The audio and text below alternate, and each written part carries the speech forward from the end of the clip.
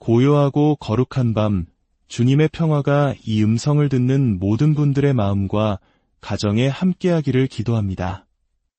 시끄러운 세상의 소음 속에서 혹시 당신의 영혼 깊은 곳에서 깊은 침묵과 공허함을 느껴본 적 있으신가요? 마치 가장 소중한 무언가가 소리 없이 사라져가는 듯한 그런 느낌 말입니다. 오늘 우리가 나눌 이야기는 바로 그 사라져가는 것에 대한 이야기이며 동시에 그것을 되찾기 위한 간절한 외침에 관한 이야기입니다. 이 이야기는 한 신학자의 이론도 은퇴한 주교의 회고록도 아닙니다. 이것은 마지막 숨을 거두는 순간까지 충실하게 그리스도를 섬겼던 한 교황의 영혼에서 비롯된 불타는 경고입니다.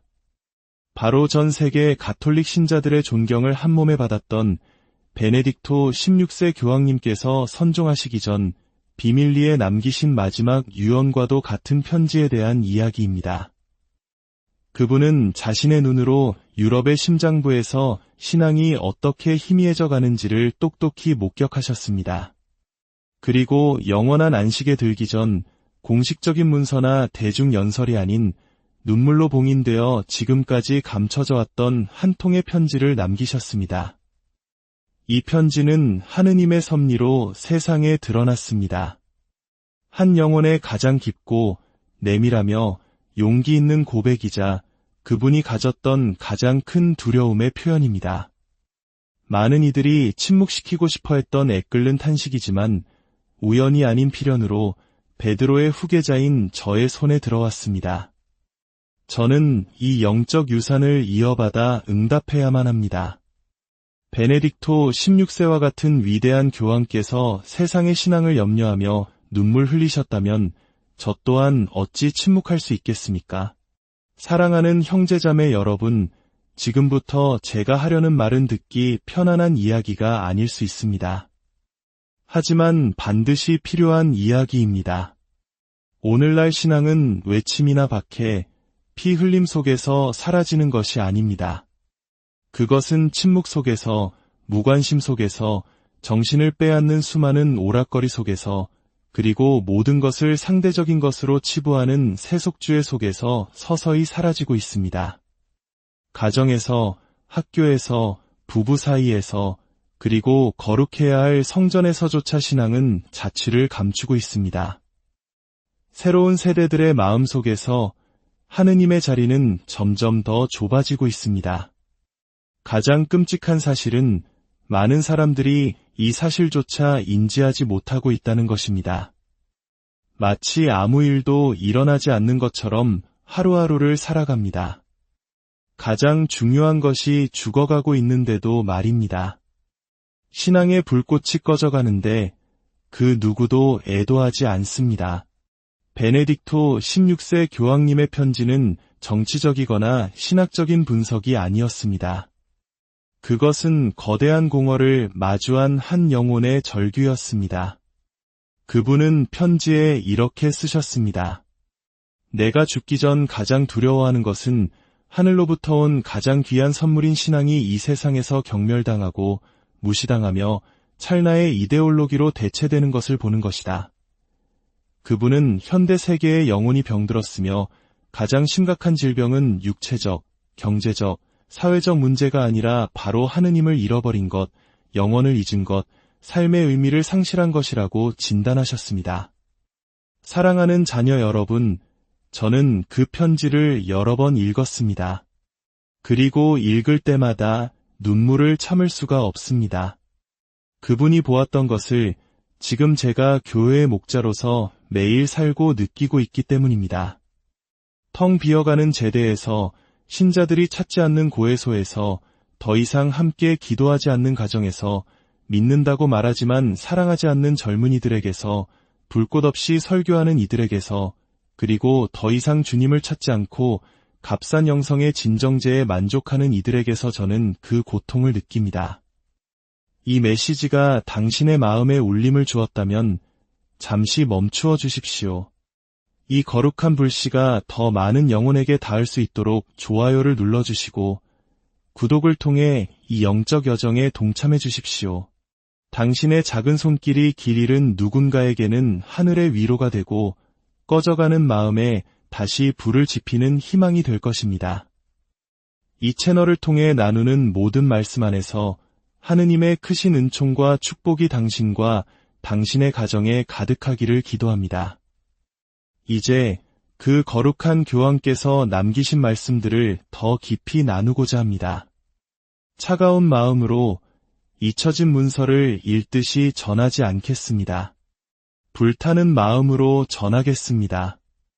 왜냐하면 이 편지는 단지 그분을 위해 쓰인 것이 아니라 바로 당신과 저, 그리고 안개처럼 신앙이 흩어지는 이 시대를 살아가는 우리 모두를 위해 쓰였기 때문입니다. 편지의 첫 구절은 거창한 선언이나 신학적 분석으로 시작하지 않습니다. 그것은 너무나 인간적이고 고통스러울 정도로 예언적인 한 영혼의 고백으로 시작됩니다. 나는 신앙이 소리 없이 시들어가는 것을 두려워한다. 세상의 공격 때문이 아니라 우리 스스로가 더 이상 신앙의 영양분을 공급하지 않기 때문이다. 이 문장은 창처럼 제 영혼을 꿰뚫었습니다. 이 말을 처음 읽었을 때 제 마음에는 아주 무거운 침묵이 내려앉았습니다. 그것은 텅 빈 침묵이 아니라 마치 성령께서 제게 보여주시려는 듯한 계시의 침묵이었습니다. 교황님의 말씀은 단순한 유언이 아니라 바로 지금 우리가 밝혀야 할 횃불이며 우리가 짊어져야 할 책임의 유산이라는 것을 깨달았습니다. 편지의 또 다른 구절에서 그분은 이렇게 쓰셨습니다. 나는 수많은 밤을 세워 주님께 여쭈었다. 과연 우리 세대는 복음에 충실했는가?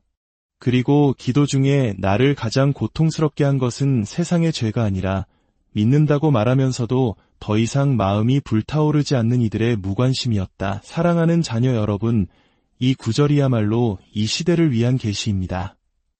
진정한 위험은 외부의 공격이 아닙니다. 진정한 위험은 불꽃을 밝혀야 할 이들이 그 일을 멈춘 것입니다. 불로 세례를 받은 이들이 미지근한 물에 안주하는 것입니다. 빛이 되라고 부름받은 이들이 어둠에 익숙해진 것입니다. 베네딕토 16세 교황님은 우리를 꾸짖기 위해 쓰신 것이 아니라 우리를 깨우기 위해 쓰셨습니다. 신앙은 평범함 속에서 살 수 없으며 영혼은 경배 없이 생존할 수 없으며 세상은 화려한 연설이 아니라 무릎을 꿇고 상처 입은 마음으로 드리는 기도에 의해 구원받는다는 것을 알려주기 위함이었습니다. 그분은 마테오 복음 24장 12절 불법이 성하여 많은 사람의 사랑이 식을 것이다 라는 구절을 인용하시며 이 예언은 이미 성취되었고 우리가 그것을 알아차리지도 못하는 것을 보니 마음이 찢어진다고 덧붙이셨습니다. 역사상 얼마나 많은 교황이 신앙의 부재를 두고 눈물을 흘렸겠습니까? 그러나 이 편지는 지시하거나 강요하기 위함이 아니라 간청하고 부르짖기 위해 쓰였다는 점에서 특별합니다. 신앙이 식어가도록 내버려 두지 마시오. 제대가 비어가도록 방치하지 마시오. 예수님의 이름이 잊히게 하지 마시오. 이 편지를 읽으며 제 마음을 가장 아프게 하는 것은 오늘날 많은 그리스도인들이 한 교황이 그들을 위해 이렇게 눈물로 기도했다는 사실조차 모른 채 평생을 살아갈 것이라는 점입니다. 누군가 침묵 속에서 그들을 위해 부르짖었고 깨어나라고 외쳤지만 그들은 계속 잠들어 있을 것입니다. 교황님은 또한 성체성사에 대해 이렇게 언급하셨습니다. 그리스도의 실제 현존이 더 이상 사람들의 마음을 설레게 하지 않는다. 많은 이들이 상징적인 행위인 양성체를 영한다. 어떤 이들은 무릎을 꿇지도 않는다. 가장 거룩한 성사가 형식적인 절차로 취급받는 것을 보니 고통스럽다. 이 구절을 읽으며 저 역시 울었습니다. 저 또한 텅 빈 신자석 앞에서 미사를 봉헌하며 그 고통을 느꼈기 때문입니다. 더 이상 성호경 긋는 법을 모르는 아이들을 보았기 때문입니다. 아무것도 느끼지 못한다고 말하는 신자들의 말을 들으며 거룩한 성체 앞에서 제 영혼이 신음했기 때문입니다. 문제는 하느님께서 떠나신 것이 아니라 우리가 눈을 감아버린 것입니다. 편지의 마지막은 간절한 호소로 끝을 맺습니다. 만일 내 죽음 이후에 누군가 이 글을 읽는다면 그리스도의 사랑에 기대어 간청하노니 침묵하지 마시오. 말하고 깨우고 이 세대 위에 성령을 불러주시오. 세상을 구원할 것은 정치가 아니라 바로 신앙, 부활하시어 모든 성체 안에 현존하시는 하느님의 아들 예수님에 대한 신앙이기 때문입니다. 이 호소는 제 심장을 꿰뚫습니다. 그것은 출판을 위해 쓰인 글이 아니었기 때문입니다. 어려운 시기를 위한 마지막 기도이자 유언이었습니다. 그리고 오늘 저는 목소리를 높여 외칩니다. 이 절규를 들어주십시오. 아름다운 이야기라고 생각하고 하루를 그냥 흘려보내지 마십시오. 이 진리가 당신을 깨우게 하십시오. 이 호소가 당신의 가정에 들어가게 하십시오. 한 교황이 당신 가족의 신앙을 위해 눈물을 흘렸다면 당신도 촛불 하나를 켤 수 있습니다. 당신도 다시 기도할 수 있습니다. 당신도 다시 믿을 수 있습니다. 만약 초대 교회의 성인들이 이 편지를 읽는다면 어떻게 반응했을까요? 사도 바오로께서 이 편지를 읽으셨다면 아마도 무덤에서 벌떡 일어나 뼈 속에 타오르는 성령의 불길로 이렇게 외쳤을 것입니다. 어리석은 갈라디아 사람들이여, 누가 여러분을 홀렸기에 진리를 저버렸습니까? 다시 복음으로 돌아가십시오. 성모 마리아께서 이 편지를 읽으셨다면 슬픔이 아닌 희망의 눈물을 흘리셨을 것입니다. 모든 말씀을 마음속 깊이 간직하셨던 그분은 하느님을 향한 사랑이 식어가는 자녀의 고통을 알아보셨을 것입니다. 모두가 도망쳤던 십자가 아래 굳건히 서 계셨던 그분은 다시 일어서서 우리에게 이렇게 말씀하실 것입니다. 두려워하지 마라. 불은 다시 타오를 수 있다. 사랑하는 자녀 여러분, 지금 일어나는 일은 새로운 것이 아닙니다. 구원의 역사는 신앙이 죽어가는 것처럼 보였던 순간들로 점철되어 있습니다. 모세가 시나이 산에서 내려왔을 때 백성들은 이미 우상을 만들었습니다. 엘리야가 박해를 받을 때 그는 혼자라고 믿었습니다. 예레미야가 예루살렘에서 외칠 때 아무도 귀 기울이지 않았습니다. 예수님께서 십자가에 못 박히셨을 때 제자들마저 도망쳤습니다. 하지만 그 모든 순간마다 꺼지지 않는 불꽃이 있었습니다. 충실한 남은 자들이 있었고, 불타는 심장이 있었고, 기도하는 여인이 있었고, 외치는 예언자가 있었고, 자녀에게 기도를 가르치는 어머니가 있었습니다. 그리고 그것만으로도 하느님께서 당신의 계약을 회복시키기에는 충분했습니다. 오늘 당신이 바로 그 불꽃이 될 수 있습니다. 아빌라의 성녀 데레사는 말했습니다. 지금은 하느님을 위해 작은 일이라도 할 수 있는 친구들이 필요한 때입니다. 오늘 저는 여러분에게 교회를 구하라고 말하는 것이 아닙니다. 여러분의 가정을 구하라고 말하는 것입니다.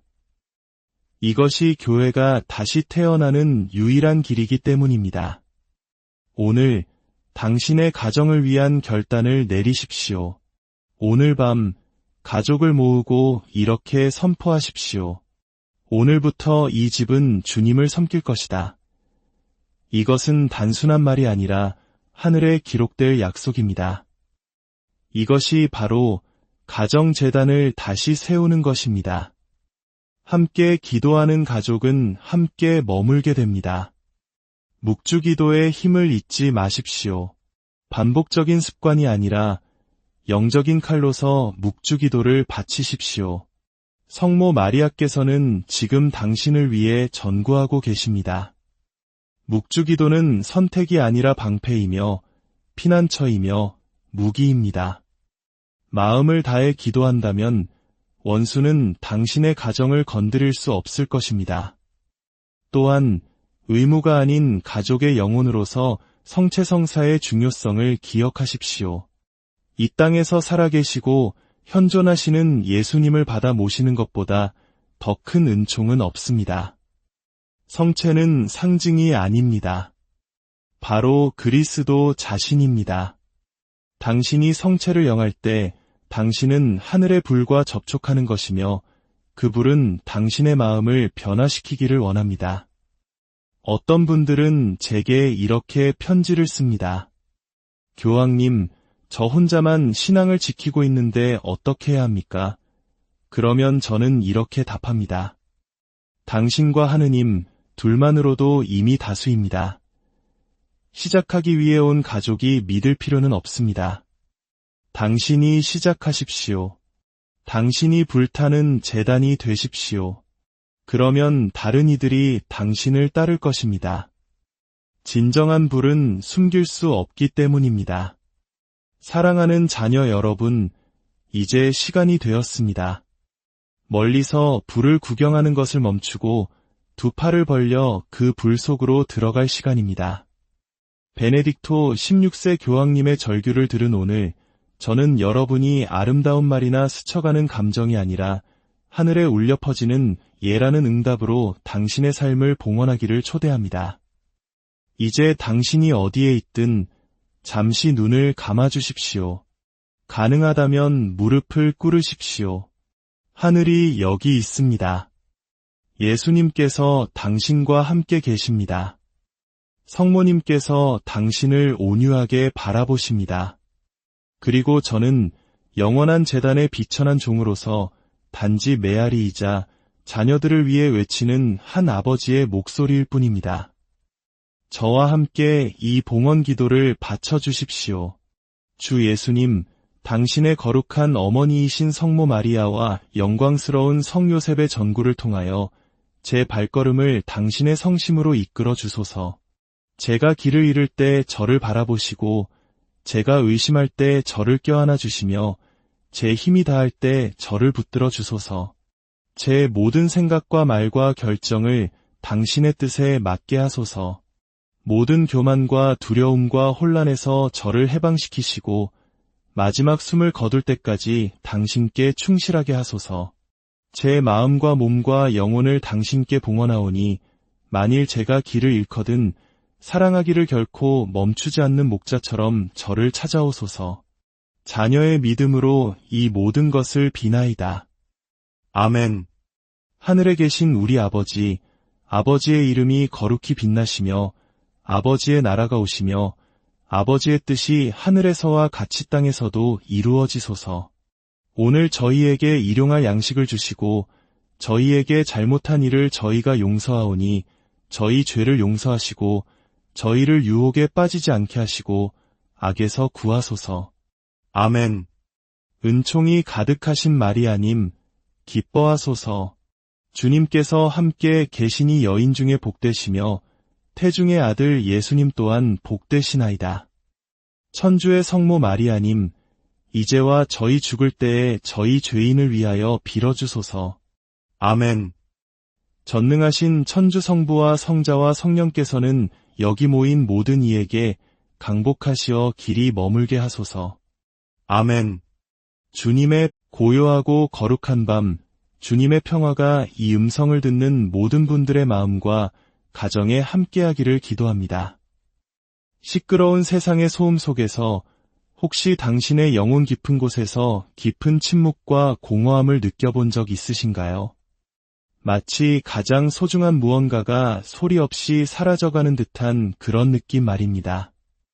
오늘 우리가 나눌 이야기는 바로 그 사라져가는 것에 대한 이야기이며 동시에 그것을 되찾기 위한 간절한 외침에 관한 이야기입니다. 이 이야기는 한 신학자의 이론도 은퇴한 주교의 회고록도 아닙니다. 이것은 마지막 숨을 거두는 순간까지 충실하게 그리스도를 섬겼던 한 교황의 영혼에서 비롯된 불타는 경고입니다. 바로 전 세계 가톨릭 신자들의 존경을 한몸에 받았던 베네딕토 16세 교황님께서 선종하시기 전 비밀리에 남기신 마지막 유언과도 같은 편지에 대한 이야기입니다. 그분은 자신의 눈으로 유럽의 심장부에서 신앙이 어떻게 희미해져 가는지를 똑똑히 목격하셨습니다. 그리고 영원한 안식에 들기 전 공식적인 문서나 대중 연설이 아닌 눈물로 봉인되어 지금까지 감춰져 왔던 한 통의 편지를 남기셨습니다. 이 편지는 하느님의 섭리로 세상에 드러났습니다. 한 영혼의 가장 깊고 내밀하며 용기 있는 고백이자 그분이 가졌던 가장 큰 두려움의 표현입니다.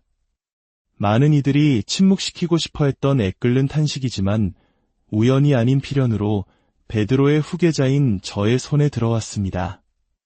저는 이 영적 유산을 이어받아 응답해야만 합니다. 베네딕토 16세와 같은 위대한 교황께서 세상의 신앙을 염려하며 눈물 흘리셨다면 저 또한 어찌 침묵할 수 있겠습니까? 사랑하는 형제자매 여러분, 지금부터 제가 하려는 말은 듣기 편안한 이야기가 아닐 수 있습니다. 하지만 반드시 필요한 이야기입니다. 오늘날 신앙은 외침이나 박해, 피 흘림 속에서 사라지는 것이 아닙니다. 그것은 침묵 속에서, 무관심 속에서, 정신을 빼앗는 수많은 오락거리 속에서, 그리고 모든 것을 상대적인 것으로 치부하는 세속주의 속에서 서서히 사라지고 있습니다. 가정에서, 학교에서, 부부 사이에서, 그리고 거룩해야 할 성전에서조차 신앙은 자취를 감추고 있습니다. 새로운 세대들의 마음 속에서 하느님의 자리는 점점 더 좁아지고 있습니다. 가장 끔찍한 사실은 많은 사람들이 이 사실조차 인지하지 못하고 있다는 것입니다. 마치 아무 일도 일어나지 않는 것처럼 하루하루를 살아갑니다. 가장 중요한 것이 죽어가고 있는데도 말입니다. 신앙의 불꽃이 꺼져가는데 그 누구도 애도하지 않습니다. 베네딕토 16세 교황님의 편지는 정치적이거나 신학적인 분석이 아니었습니다. 그것은 거대한 공허를 마주한 한 영혼의 절규였습니다. 그분은 편지에 이렇게 쓰셨습니다. 내가 죽기 전 가장 두려워하는 것은 하늘로부터 온 가장 귀한 선물인 신앙이 이 세상에서 경멸당하고 무시당하며 찰나의 이데올로기로 대체되는 것을 보는 것이다. 그분은 현대 세계의 영혼이 병들었으며 가장 심각한 질병은 육체적, 경제적, 사회적 문제가 아니라 바로 하느님을 잃어버린 것, 영혼을 잊은 것, 삶의 의미를 상실한 것이라고 진단하셨습니다. 사랑하는 자녀 여러분, 저는 그 편지를 여러 번 읽었습니다. 그리고 읽을 때마다 눈물을 참을 수가 없습니다.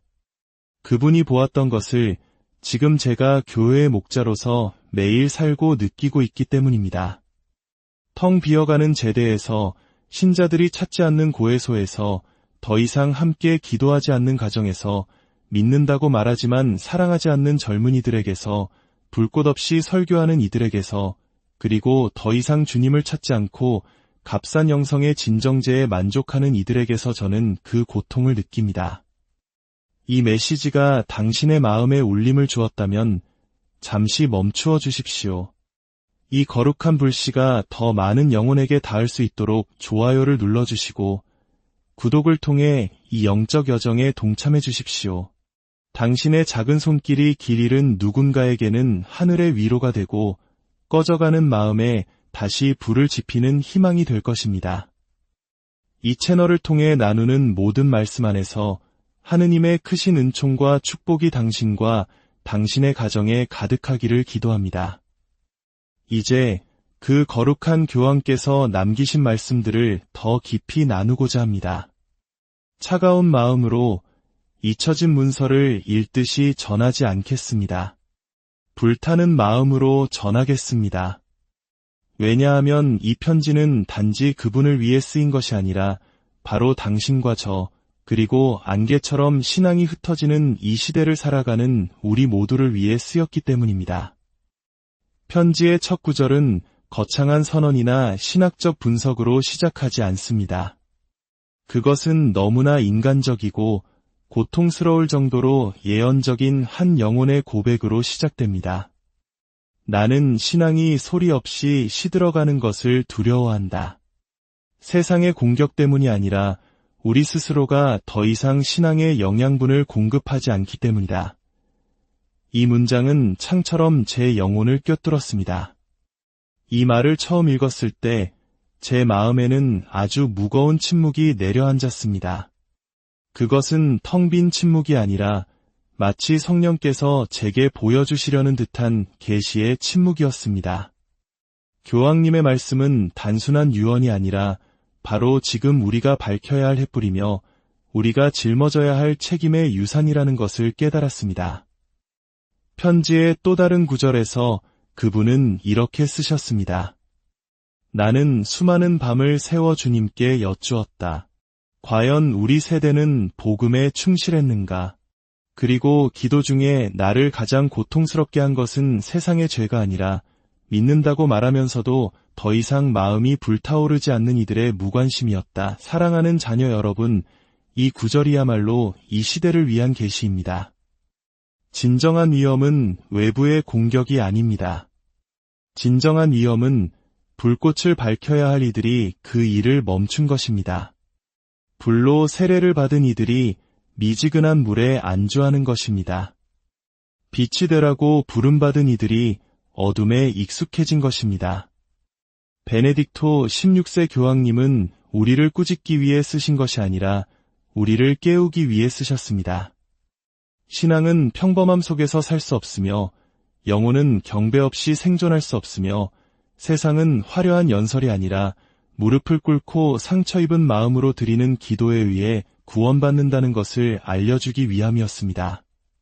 그분은 마테오 복음 24장 12절 불법이 성하여 많은 사람의 사랑이 식을 것이다 라는 구절을 인용하시며 이 예언은 이미 성취되었고 우리가 그것을 알아차리지도 못하는 것을 보니 마음이 찢어진다고 덧붙이셨습니다. 역사상 얼마나 많은 교황이 신앙의 부재를 두고 눈물을 흘렸겠습니까? 그러나 이 편지는 지시하거나 강요하기 위함이 아니라 간청하고 부르짖기 위해 쓰였다는 점에서 특별합니다. 신앙이 식어가도록 내버려 두지 마시오. 제대가 비어가도록 방치하지 마시오.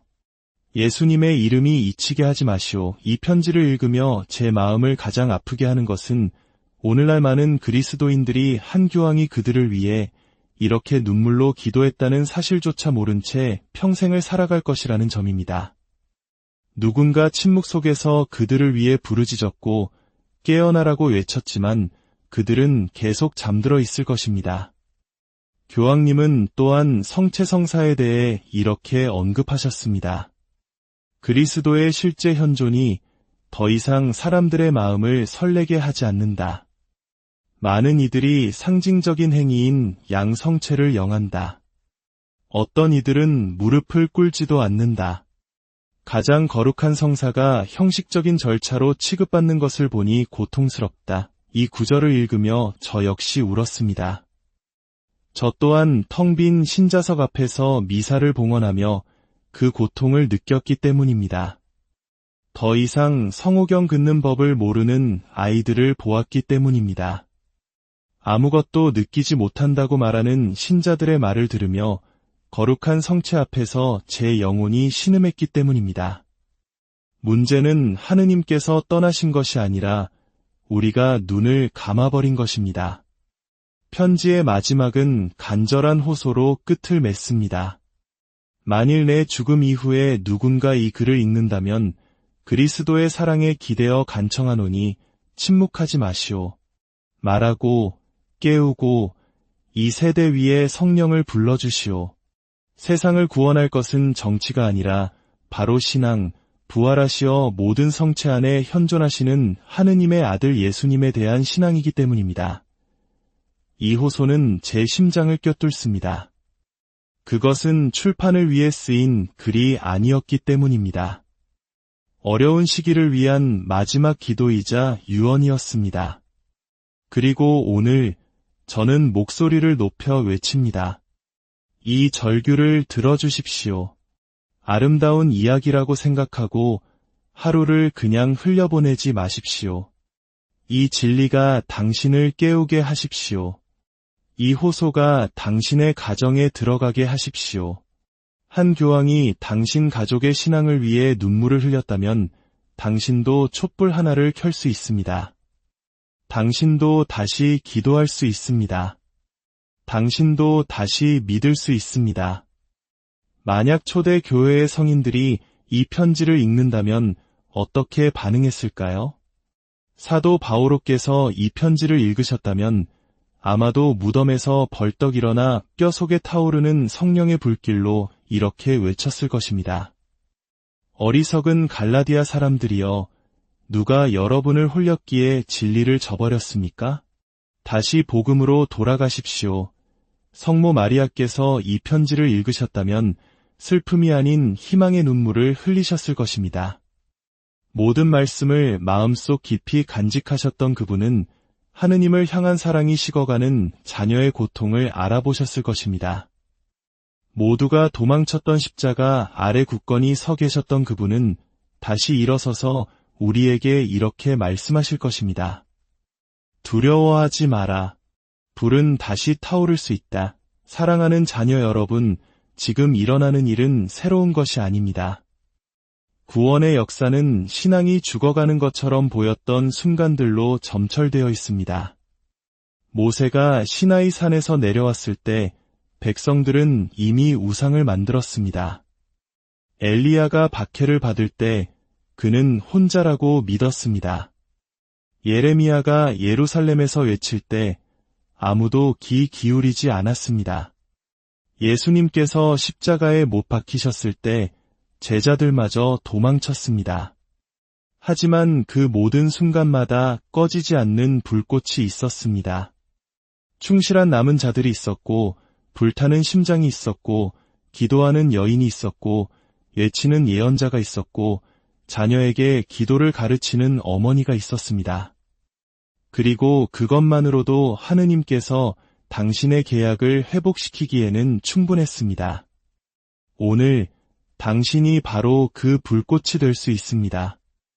아빌라의 성녀 데레사는 말했습니다. 지금은 하느님을 위해 작은 일이라도 할 수 있는 친구들이 필요한 때입니다.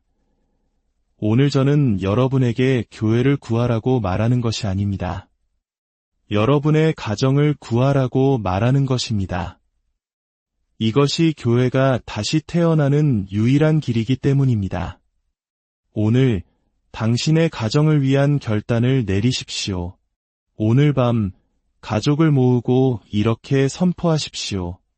오늘부터 이 집은 주님을 섬길 것이다. 이것은 단순한 말이 아니라 하늘에 기록될 약속입니다. 이것이 바로 가정재단을 다시 세우는 것입니다. 함께 기도하는 가족은 함께 머물게 됩니다. 묵주기도의 힘을 잊지 마십시오. 반복적인 습관이 아니라 영적인 칼로서 묵주기도를 바치십시오. 성모 마리아께서는 지금 당신을 위해 전구하고 계십니다.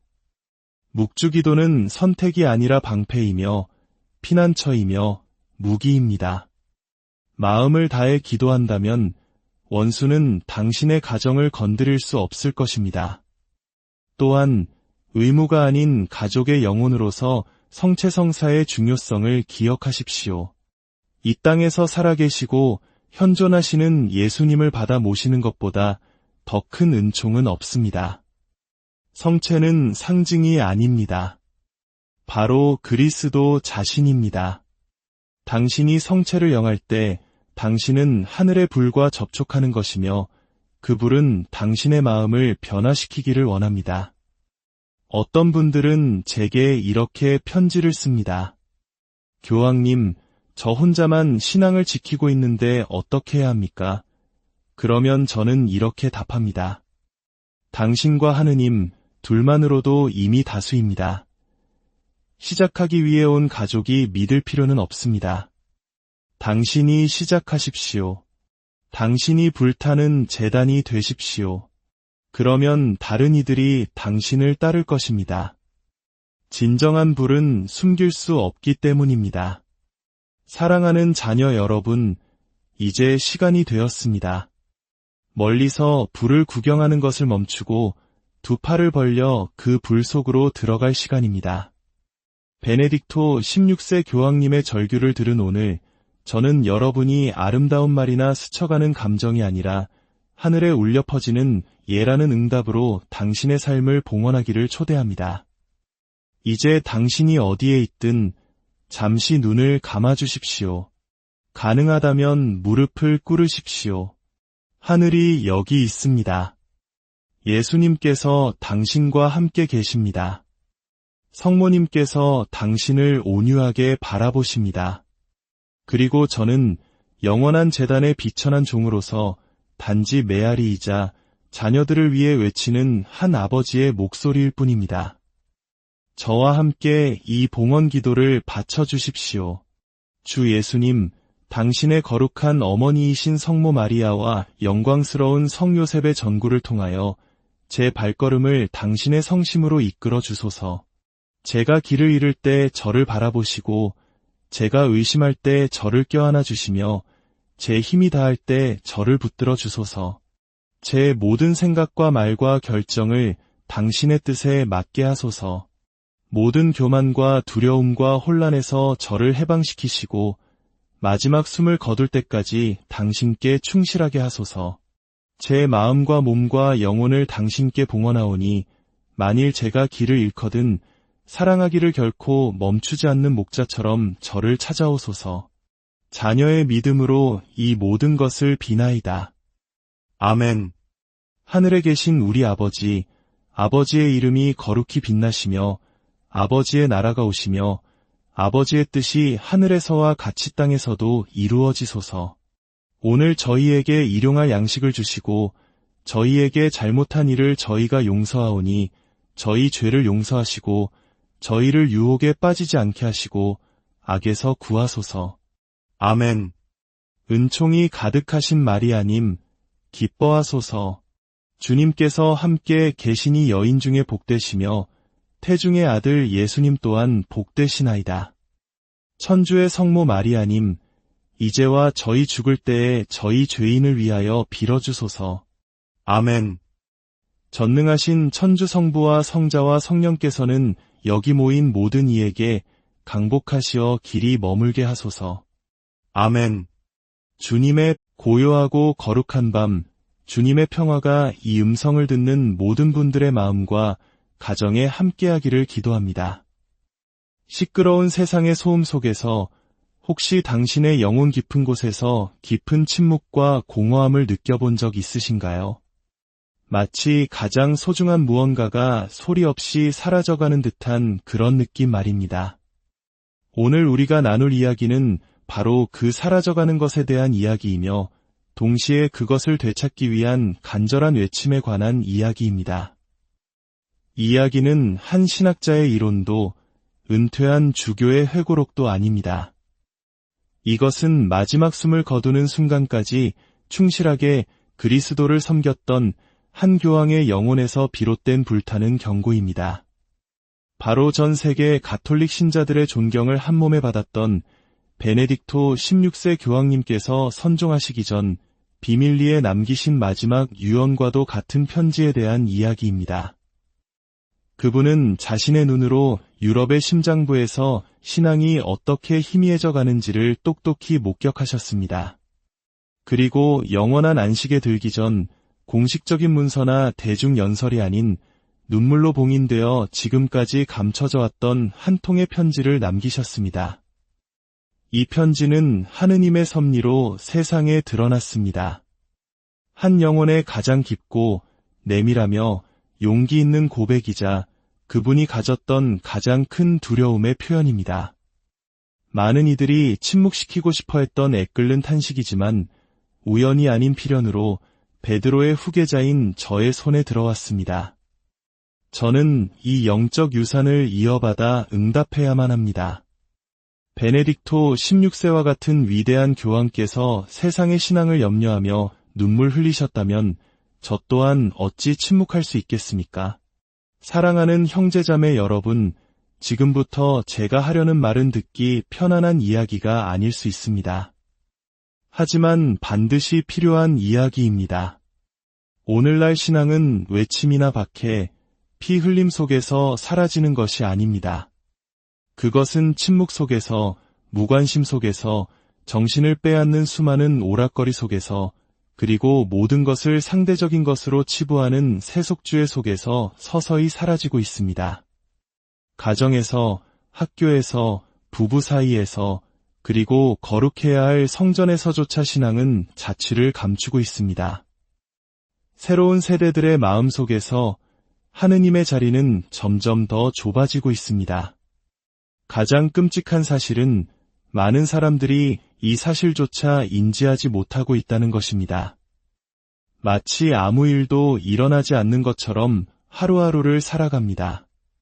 가장 중요한 것이 죽어가고 있는데도 말입니다. 신앙의 불꽃이 꺼져가는데 그 누구도 애도하지 않습니다. 베네딕토 16세 교황님의 편지는 정치적이거나 신학적인 분석이 아니었습니다. 그것은 거대한 공허를 마주한 한 영혼의 절규였습니다. 그분은 편지에 이렇게 쓰셨습니다. 내가 죽기 전 가장 두려워하는 것은 하늘로부터 온 가장 귀한 선물인 신앙이 이 세상에서 경멸당하고 무시당하며 찰나의 이데올로기로 대체되는 것을 보는 것이다. 그분은 현대 세계의 영혼이 병들었으며 가장 심각한 질병은 육체적, 경제적, 사회적 문제가 아니라 바로 하느님을 잃어버린 것, 영혼을 잊은 것, 삶의 의미를 상실한 것이라고 진단하셨습니다. 사랑하는 자녀 여러분, 저는 그 편지를 여러 번 읽었습니다. 그리고 읽을 때마다 눈물을 참을 수가 없습니다. 그분이 보았던 것을 지금 제가 교회의 목자로서 매일 살고 느끼고 있기 때문입니다.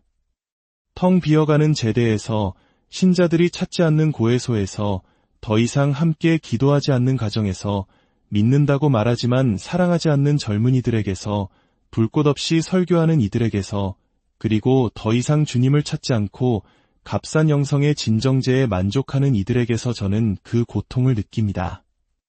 이 메시지가 당신의 마음에 울림을 주었다면 잠시 멈추어 주십시오. 이 거룩한 불씨가 더 많은 영혼에게 닿을 수 있도록 좋아요를 눌러주시고 구독을 통해 이 영적 여정에 동참해 주십시오. 당신의 작은 손길이 길 잃은 누군가에게는 하늘의 위로가 되고 꺼져가는 마음에 다시 불을 지피는 희망이 될 것입니다. 이 채널을 통해 나누는 모든 말씀 안에서 하느님의 크신 은총과 축복이 당신과 당신의 가정에 가득하기를 기도합니다. 이제 그 거룩한 교황께서 남기신 말씀들을 더 깊이 나누고자 합니다. 차가운 마음으로 잊혀진 문서를 읽듯이 전하지 않겠습니다. 불타는 마음으로 전하겠습니다. 왜냐하면 이 편지는 단지 그분을 위해 쓰인 것이 아니라 바로 당신과 저, 그리고 안개처럼 신앙이 흩어지는 이 시대를 살아가는 우리 모두를 위해 쓰였기 때문입니다. 편지의 첫 구절은 거창한 선언이나 신학적 분석으로 시작하지 않습니다. 그것은 너무나 인간적이고 고통스러울 정도로 예언적인 한 영혼의 고백으로 시작됩니다. 나는 신앙이 소리 없이 시들어가는 것을 두려워한다. 세상의 공격 때문이 아니라 우리 스스로가 더 이상 신앙의 영양분을 공급하지 않기 때문이다. 이 문장은 창처럼 제 영혼을 꿰뚫었습니다. 이 말을 처음 읽었을 때 제 마음에는 아주 무거운 침묵이 내려앉았습니다. 그것은 텅 빈 침묵이 아니라 마치 성령께서 제게 보여주시려는 듯한 계시의 침묵이었습니다. 교황님의 말씀은 단순한 유언이 아니라 바로 지금 우리가 밝혀야 할 횃불이며 우리가 짊어져야 할 책임의 유산이라는 것을 깨달았습니다. 편지의 또 다른 구절에서 그분은 이렇게 쓰셨습니다. 나는 수많은 밤을 세워 주님께 여쭈었다. 과연 우리 세대는 복음에 충실했는가? 그리고 기도 중에 나를 가장 고통스럽게 한 것은 세상의 죄가 아니라 믿는다고 말하면서도 더 이상 마음이 불타오르지 않는 이들의 무관심이었다. 사랑하는 자녀 여러분, 이 구절이야말로 이 시대를 위한 계시입니다. 진정한 위험은 외부의 공격이 아닙니다. 진정한 위험은 불꽃을 밝혀야 할 이들이 그 일을 멈춘 것입니다. 불로 세례를 받은 이들이 미지근한 물에 안주하는 것입니다. 빛이 되라고 부름받은 이들이 어둠에 익숙해진 것입니다.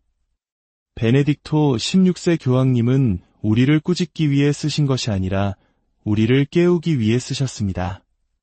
신앙은 평범함 속에서 살 수 없으며 영혼은 경배 없이 생존할 수 없으며 세상은 화려한 연설이 아니라 무릎을 꿇고 상처 입은 마음으로 드리는 기도에 의해 구원받는다는 것을 알려주기 위함이었습니다. 그분은 마테오 복음 24장 12절 불법이 성하여 많은 사람의 사랑이 식을 것이다 라는 구절을 인용하시며 이 예언은 이미 성취되었고 우리가 그것을 알아차리지도 못하는 것을 보니 마음이 찢어진다고 덧붙이셨습니다. 역사상 얼마나 많은 교황이 신앙의 부재를 두고 눈물을 흘렸겠습니까? 그러나 이 편지는 지시하거나 강요하기 위함이 아니라 간청하고 부르짖기 위해 쓰였다는 점에서 특별합니다. 신앙이 식어가도록 내버려 두지 마시오. 제대가 비어가도록 방치하지 마시오. 예수님의 이름이 잊히게 하지 마시오. 이 편지를 읽으며 제 마음을 가장 아프게 하는 것은 오늘날 많은 그리스도인들이 한 교황이 그들을 위해 이렇게 눈물로 기도했다는 사실조차 모른 채 평생을 살아갈 것이라는 점입니다. 누군가 침묵 속에서 그들을 위해 부르짖었고 깨어나라고 외쳤지만 그들은 계속 잠들어 있을 것입니다. 교황님은 또한 성체성사에 대해 이렇게 언급하셨습니다. 그리스도의 실제 현존이 더 이상 사람들의 마음을 설레게 하지 않는다. 많은 이들이 상징적인 행위인 양성체를 영한다. 어떤 이들은 무릎을 꿇지도 않는다. 가장 거룩한 성사가 형식적인 절차로 취급받는 것을 보니 고통스럽다. 이 구절을 읽으며 저 역시 울었습니다. 저 또한 텅 빈 신자석 앞에서 미사를 봉헌하며 그 고통을 느꼈기 때문입니다. 더 이상 성호경 긋는 법을 모르는 아이들을 보았기 때문입니다. 아무것도 느끼지 못한다고 말하는 신자들의 말을 들으며 거룩한 성체 앞에서 제 영혼이 신음했기 때문입니다. 문제는 하느님께서 떠나신 것이 아니라 우리가 눈을 감아버린 것입니다. 편지의 마지막은 간절한 호소로 끝을 맺습니다. 만일 내 죽음 이후에 누군가 이 글을 읽는다면 그리스도의 사랑에 기대어 간청하노니 침묵하지 마시오. 말하고 깨우고 이 세대 위에 성령을 불러주시오.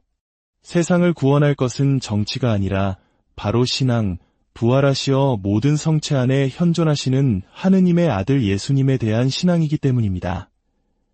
이 호소는 제 심장을 꿰뚫습니다. 그것은 출판을 위해 쓰인 글이 아니었기 때문입니다. 어려운 시기를 위한 마지막 기도이자 유언이었습니다. 그리고 오늘 저는 목소리를 높여 외칩니다. 이 절규를 들어주십시오. 아름다운 이야기라고 생각하고 하루를 그냥 흘려보내지 마십시오. 이 진리가 당신을 깨우게 하십시오. 이 호소가 당신의 가정에 들어가게 하십시오. 한 교황이 당신 가족의 신앙을 위해 눈물을 흘렸다면 당신도 촛불 하나를 켤 수 있습니다.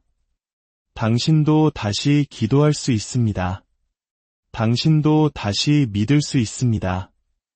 만약 초대 교회의 성인들이 이 편지를 읽는다면 어떻게 반응했을까요? 사도 바오로께서 이 편지를 읽으셨다면 아마도 무덤에서 벌떡 일어나 뼈 속에 타오르는 성령의 불길로 이렇게 외쳤을 것입니다. 어리석은 갈라디아 사람들이여, 누가 여러분을 홀렸기에 진리를 저버렸습니까? 다시 복음으로 돌아가십시오. 성모 마리아께서 이 편지를 읽으셨다면 슬픔이 아닌 희망의 눈물을 흘리셨을 것입니다. 모든 말씀을 마음속 깊이 간직하셨던 그분은 하느님을 향한 사랑이 식어가는 자녀의 고통을 알아보셨을 것입니다. 모두가 도망쳤던 십자가 아래 굳건히 서 계셨던 그분은 다시 일어서서 우리에게 이렇게 말씀하실 것입니다. 두려워하지 마라. 불은 다시 타오를 수 있다. 사랑하는 자녀 여러분, 지금 일어나는 일은 새로운 것이 아닙니다. 구원의 역사는 신앙이 죽어가는 것처럼 보였던 순간들로 점철되어 있습니다. 모세가 시나이 산에서 내려왔을 때 백성들은 이미 우상을 만들었습니다. 엘리야가 박해를 받을 때 그는 혼자라고 믿었습니다. 예레미야가 예루살렘에서 외칠 때 아무도 귀 기울이지 않았습니다. 예수님께서 십자가에 못 박히셨을 때 제자들마저 도망쳤습니다. 하지만 그 모든 순간마다 꺼지지 않는 불꽃이 있었습니다. 충실한 남은 자들이 있었고, 불타는 심장이 있었고, 기도하는 여인이 있었고, 외치는 예언자가 있었고, 자녀에게 기도를 가르치는 어머니가 있었습니다. 그리고 그것만으로도 하느님께서 당신의 계약을 회복시키기에는 충분했습니다. 오늘 당신이 바로 그 불꽃이 될 수 있습니다. 아빌라의 성녀 데레사는 말했습니다. 지금은 하느님을 위해 작은 일이라도 할 수 있는 친구들이 필요한 때입니다. 오늘 저는 여러분에게 교회를 구하라고 말하는 것이 아닙니다. 여러분의 가정을 구하라고 말하는 것입니다. 이것이 교회가 다시 태어나는 유일한 길이기 때문입니다. 오늘 당신의 가정을 위한 결단을 내리십시오. 오늘 밤 가족을 모으고 이렇게 선포하십시오. 오늘부터 이 집은 주님을 섬길 것이다. 이것은 단순한 말이 아니라 하늘에 기록될 약속입니다. 이것이 바로 가정재단을 다시 세우는 것입니다. 함께 기도하는 가족은 함께 머물게 됩니다. 묵주기도의 힘을 잊지 마십시오. 반복적인 습관이 아니라 영적인 칼로서 묵주기도를 바치십시오. 성모 마리아께서는 지금 당신을 위해 전구하고 계십니다. 묵주기도는 선택이 아니라 방패이며 피난처이며 무기입니다. 마음을 다해 기도한다면 원수는 당신의 가정을 건드릴 수 없을 것입니다. 또한 의무가 아닌 가족의 영혼으로서 성체성사의 중요성을 기억하십시오. 이 땅에서 살아계시고 현존하시는 예수님을 받아 모시는 것보다 더 큰 은총은 없습니다. 성체는 상징이 아닙니다. 바로 그리스도 자신입니다. 당신이 성체를 영할 때 당신은 하늘의 불과 접촉하는 것이며 그 불은 당신의 마음을 변화시키기를 원합니다. 어떤 분들은 제게 이렇게 편지를 씁니다. 교황님, 저 혼자만 신앙을 지키고 있는데 어떻게 해야 합니까? 그러면 저는 이렇게 답합니다. 당신과 하느님 둘만으로도 이미 다수입니다. 시작하기 위해 온 가족이 믿을 필요는 없습니다. 당신이 시작하십시오. 당신이 불타는 재단이 되십시오. 그러면 다른 이들이 당신을 따를 것입니다. 진정한 불은 숨길 수 없기 때문입니다. 사랑하는 자녀 여러분, 이제 시간이 되었습니다. 멀리서 불을 구경하는 것을 멈추고 두 팔을 벌려 그 불 속으로 들어갈 시간입니다. 베네딕토 16세 교황님의 절규를 들은 오늘, 저는 여러분이 아름다운 말이나 스쳐가는 감정이 아니라 하늘에 울려 퍼지는 예라는 응답으로 당신의 삶을 봉헌하기를 초대합니다. 이제 당신이 어디에 있든 잠시 눈을 감아주십시오. 가능하다면 무릎을 꿇으십시오. 하늘이 여기 있습니다.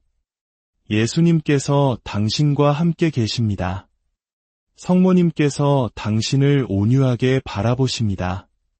그리고 저는 영원한 재단의 비천한 종으로서 단지 메아리이자 자녀들을 위해 외치는 한 아버지의 목소리일 뿐입니다. 저와 함께 이 봉헌 기도를 바쳐주십시오. 주 예수님, 당신의 거룩한 어머니이신 성모 마리아와 영광스러운 성 요셉의 전구를 통하여 제 발걸음을 당신의 성심으로 이끌어 주소서. 제가 길을 잃을 때 저를 바라보시고 제가 의심할 때 저를 껴안아 주시며 제 힘이 다할 때 저를 붙들어 주소서. 제 모든 생각과 말과 결정을 당신의 뜻에 맞게 하소서. 모든 교만과 두려움과 혼란에서 저를 해방시키시고 마지막 숨을 거둘 때까지 당신께 충실하게 하소서.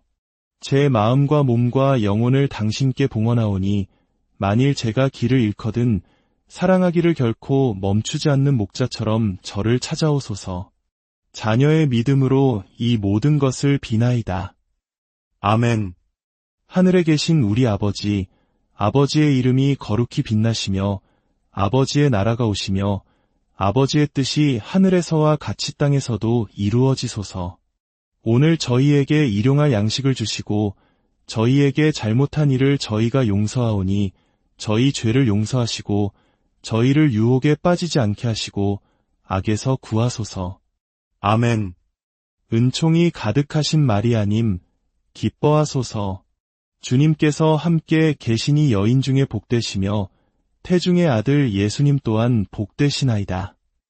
천주의 성모 마리아님, 이제와 저희 죽을 때에 저희 죄인을 위하여 빌어주소서. 아멘. 전능하신 천주 성부와 성자와 성령께서는 여기 모인 모든 이에게 강복하시어 길이 머물게 하소서. 아멘. 주님의 고요하고 거룩한 밤, 주님의 평화가 이 음성을 듣는 모든 분들의 마음과 가정에 함께하기를 기도합니다. 시끄러운 세상의 소음 속에서 혹시 당신의 영혼 깊은 곳에서 깊은 침묵과 공허함을 느껴본 적 있으신가요? 마치 가장 소중한 무언가가 소리 없이 사라져가는 듯한 그런 느낌 말입니다. 오늘 우리가 나눌 이야기는 바로 그 사라져가는 것에 대한 이야기이며 동시에 그것을 되찾기 위한 간절한 외침에 관한 이야기입니다. 이야기는 한 신학자의 이론도 은퇴한 주교의 회고록도 아닙니다. 이것은 마지막 숨을 거두는 순간까지 충실하게 그리스도를 섬겼던 한 교황의 영혼에서 비롯된 불타는 경고입니다. 바로 전 세계 가톨릭 신자들의 존경을 한몸에 받았던 베네딕토 16세 교황님께서 선종하시기 전 비밀리에 남기신 마지막 유언과도 같은 편지에 대한 이야기입니다. 그분은 자신의 눈으로 유럽의 심장부에서 신앙이 어떻게 희미해져 가는지를 똑똑히 목격하셨습니다.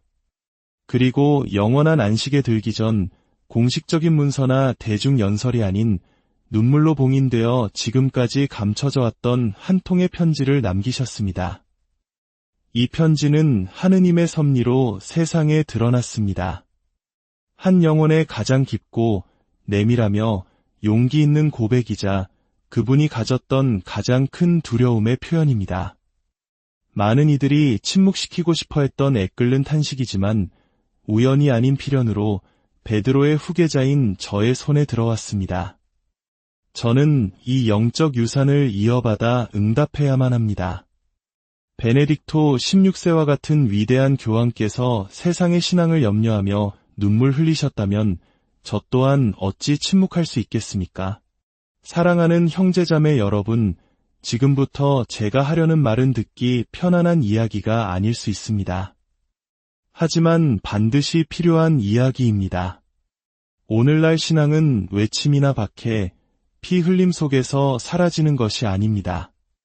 그것은 침묵 속에서, 무관심 속에서, 정신을 빼앗는 수많은 오락거리 속에서, 그리고 모든 것을 상대적인 것으로 치부하는 세속주의 속에서 서서히 사라지고 있습니다. 가정에서, 학교에서, 부부 사이에서, 그리고 거룩해야 할 성전에서조차 신앙은 자취를 감추고 있습니다.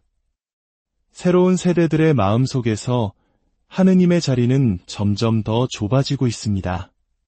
가장 끔찍한 사실은 많은 사람들이 이 사실조차 인지하지 못하고 있다는 것입니다. 마치 아무 일도 일어나지 않는 것처럼 하루하루를 살아갑니다. 가장 중요한 것이 죽어가고 있는데도 말입니다. 신앙의 불꽃이 꺼져가는데 그 누구도 애도하지 않습니다. 베네딕토 16세 교황님의 편지는 정치적이거나 신학적인 분석이 아니었습니다. 그것은 거대한 공허를 마주한 한 영혼의 절규였습니다. 그분은 편지에 이렇게 쓰셨습니다. 내가 죽기 전 가장 두려워하는 것은 하늘로부터 온 가장 귀한 선물인 신앙이 이 세상에서 경멸당하고 무시당하며 찰나의 이데올로기로 대체되는 것을 보는 것이다. 그분은 현대 세계의 영혼이 병들었으며 가장 심각한 질병은 육체적, 경제적, 사회적 문제가 아니라 바로 하느님을 잃어버린